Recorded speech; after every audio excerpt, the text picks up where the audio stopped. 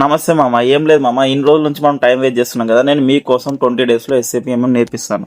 అది కూడా తెలుగులో మాత్రమే నేర్పిస్తాను. ఇప్పుడు ఈరోజు మనం చెప్పుకోవాల్సింది ఎస్ఏపి ఎంఎం. ఎస్ఏపి అంటే సిస్టమ్ అప్లికేషన్ లాంగ్వేజ్, ఎంఎం అంటే మెటీరియల్ మేనేజ్మెంట్. ఓకే, ఎంఎంలో మనం first topic enterprise structures.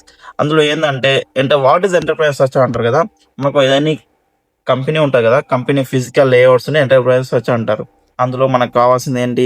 Client ఏ క్లయింట్ ఉంటాడో ఆ క్లయింట్ అంటే కంపెనీ కంపెనీ కోడ్, దానికి కోడ్ ఉంటుంది కదా, కంపెనీ కోడ్ తర్వాత కంపెనీ ఏరియా ఉంటుంది కదా, కంట్రోలింగ్ ఏరియా, వాల్యుయేషన్ లెవెల్, మళ్ళీ ప్లాన్స్ ఉంటాయి కదా, plans, storage location, purchase organisation. ఇది మన ఎంటర్ప్రైజ్ వచ్చి.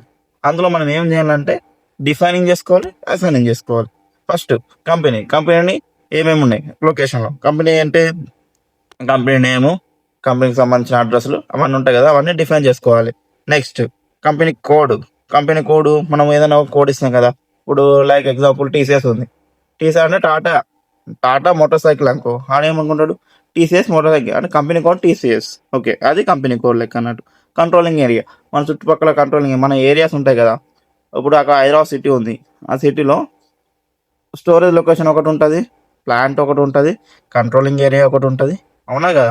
సో ఆ స్టోరేజ్ లొకేషన్లో ఎన్ని స్టోరేజ్ లొకేషన్ ఉన్నాయి, అవి స్టోరేజ్ లొకేషన్. ప్లాంట్ హైదరాబాద్ ఎన్ని ప్లాంట్లు ఉన్నాయి. నెక్స్ట్ ఇంకేడుంది మన ఆ ఏరియా ఎక్కడ ఉంది, ఆ ఏరియా మొత్తం చెక్ చేసుకున్నదే ఎంటర్ప్రైజెస్ వచ్చారు.